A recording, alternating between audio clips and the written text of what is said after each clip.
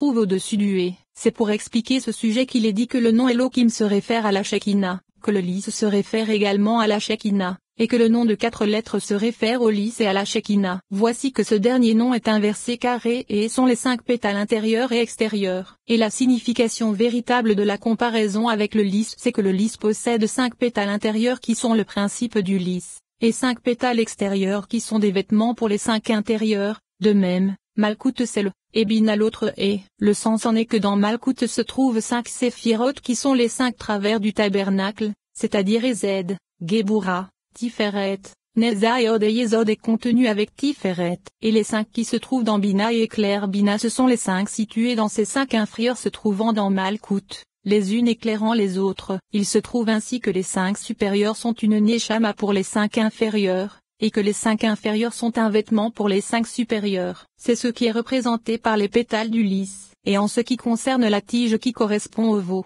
cela signifie que c'est à la tige que s'attache le lys, et c'est le veau qui correspond à Tiferet. Et le bouton du lys c'est le yod. Et nous avons trouvé qu'il est enseigné à propos du lys que le nom, Elohim, ne suit pas la règle car les se trouvent au-dessus du veau et du yod. Et c'est ce qu'il est dit, et le tout donne Elohim. C'est-à-dire que toute cette réalité se réfère au nom Elohim qui possède 5 lettres qui sont en essence les 5 pétales extérieurs et les 5 intérieurs pour le et, le bouton pour le yod, et le reste de ce nom donne mal pour le veau sous sa forme développée qui est la tige. Ainsi, il ne faut pas s'étonner du fait que le et se trouve au-dessus du yod. C'est pourquoi il est dit mal et non élem comme dans de nombreux autres cas, car mal se réfère à Tiferet c'est-à-dire au veau alors qu'élem se réfère à Malkout comme cela est indiqué de nombreuses fois dans les Tikkunim. Ainsi, il a été expliqué à propos de Shoshana que cela se réfère au nom Elohim mais à l'inverse des lettres de Yahvé. Ainsi, le sujet de la réalité du lys a été expliqué. De plus, dans les Tikkunim il est dit que les lys sont au nombre de 2 et que ce sont la Shekinah supérieure et la Shekinah inférieure. Et c'est à cause d'elle qu'il est dit Shoshanim au pluriel. Et elle possède 13 pétales qui sont 6 et 6 par le secret du jugement et de la miséricorde,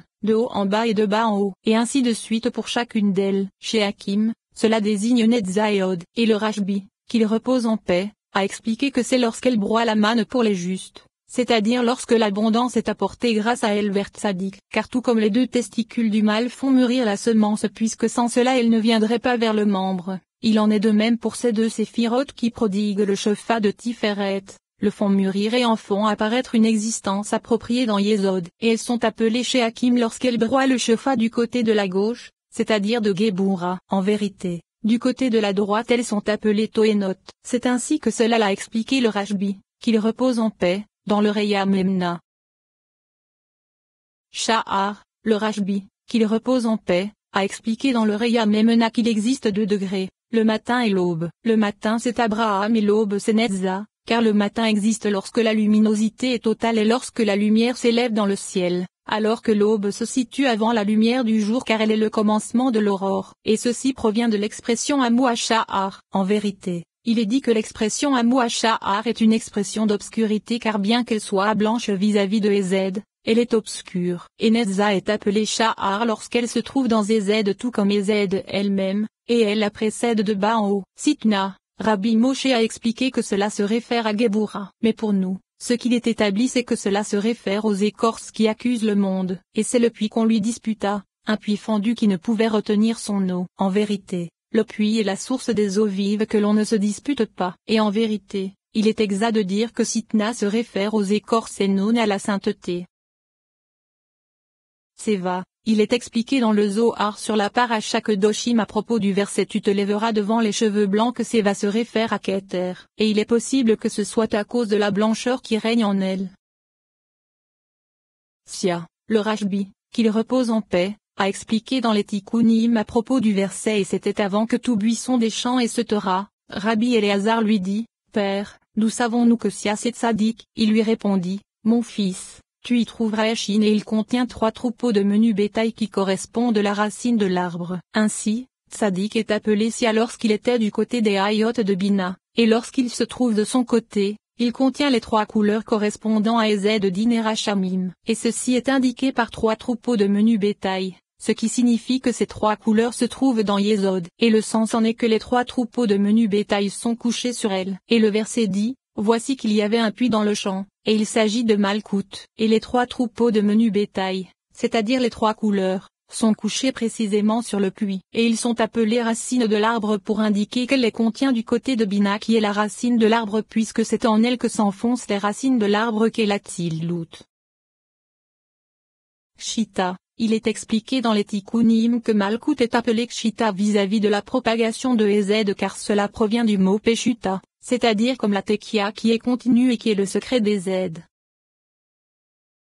Kshir, le Rashbi, qu'il repose en paix, a expliqué dans les Tikkunim que Cher se réfère à Okma, et le signe en est Sariod, et il est expliqué ailleurs que Malkout est appelé Kshira c'est-à-dire Kshiré, et il est parfois expliqué que Kshir se réfère à Malkout, en particulier dans le Cantique des Cantiques, et le sens en est que Okma et Malkout possèdent une seule réalité par le secret du Yod qui se trouve dans Malkout comme nous l'avons expliqué dans la section sur la réalité, et c'est par cet aspect que Kshir s'explique par Sariod, en vérité. C'est par la réalité du Yod et du Hé ensemble qu'elle est appelée Kshira, c'est-à-dire Sariod et Eléré, et il est dit ailleurs que le chant des Lévites provenait de la gauche, et il est possible de dire qu'Israël s'interprète comme Kshirel c'est-à-dire le chant des Lévites, mais il est dit ailleurs que Kshir c'est Sariod, et il n'y a aucun doute sur le fait que cela tient une part dans Bina, par le secret du chant.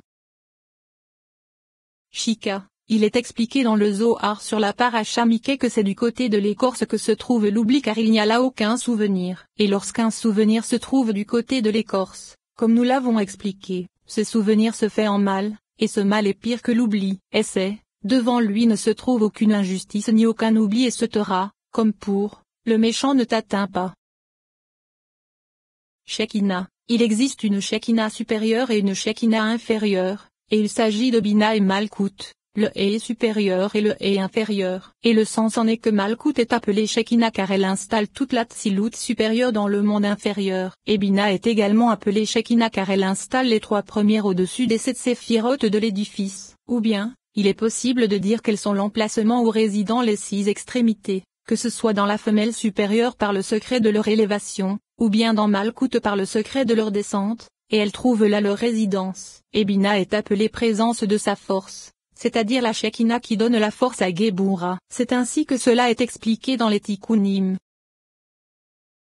Shekel Tov, il est expliqué dans le Reya Memna que Yesod est appelé Shekel Tov. En vérité, nous savons que partout où se trouve l'expression de la raison, cela se trouve du côté de Okma comme nous l'avons expliqué dans la section sur les sentiers. Et en ce qui concerne Tov, nous l'avons déjà expliqué. Il est également dit que Keter est appelé Shekel Kadmon pour indiquer son antériorité. Et de même, Shekel Kavua se réfère à son enracinement dans la miséricorde, mais ceci n'est pas notre propos, et il y en a qui ont appelé Malkout Shekel Apol car c'est la Okma inférieure qui accomplit les œuvres dans le monde inférieur, et il y en a qui ont appelé la Okma supérieure Shekel Nivdal car il existe une séparation entre elles, Bina et Keter, tout comme il existe une séparation entre l'existence et le néant.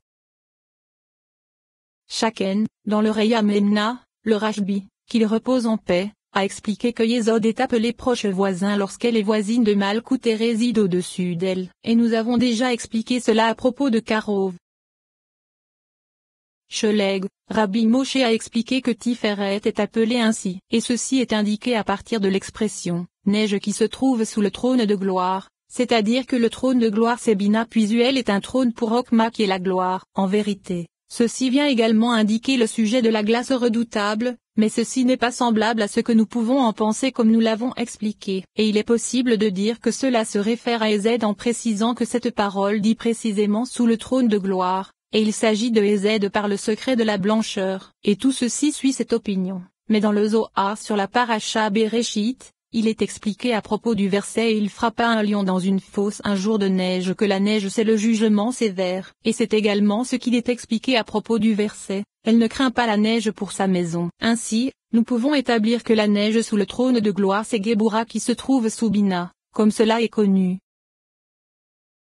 Shalvet, le Rashbi, qu'il repose en paix, a expliqué dans les Tikkunim que la braise c'est le Yod c'est-à-dire Okma, et que la flamme qui s'en propage c'est le veau c'est-à-dire Tiferet avec sa contenance des 6 extrémités. Et Okma est appelée braise et Tiferet flamme lorsqu'elle se revête de jugement. Et nous avons déjà détaillé tout ce qu'il est nécessaire à propos de la braise. Et sur la flamme de Yah, il est expliqué dans le Zohar sur la paracha Mezora. Qu'est-ce que la flamme de Yah? C'est le feu qui sort du chauffard contenant l'air et l'eau. Et c'est par cette flamme, lorsqu'elle s'enflamme contre la communauté d'Israël, que le monde est brûlé. par la flamme de la jalousie du Saint béni soit-il. Il est expliqué qu'elle est appelée flamme vis-à-vis de Géboura, et elle est appelée Ya car elle sort du chauffard qui se trouve au sein de Bina grâce à Okma. C'est pourquoi elle est appelée Ya, et c'est pour cela que ce qui sort du chauffard c'est la voix qui contient l'eau, le feu et l'air. C'est pourquoi il est dit, contenant l'air et l'eau. Et il existe une grande différence entre la flamme et la voix car le principe de la voix c'est l'air, et l'eau et le feu s'attachent à lui. Mais le principe de la flamme c'est le feu,